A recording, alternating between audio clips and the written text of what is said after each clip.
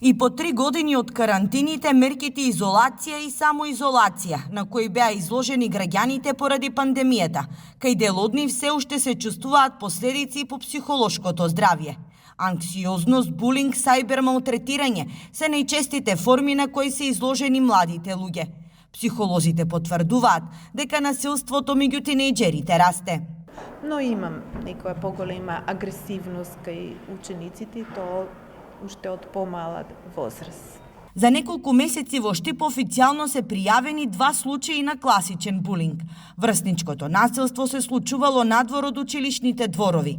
Едно од жртвите било малтретирано во автобусот со кој секој ден патувал од дома до училиште. Сега се уште немаме такви најави дека се почнати судски постапки, инаку беа повикани родителите во општината на децата кои што имаат таков проблем од едното училиште, беа посоветувани.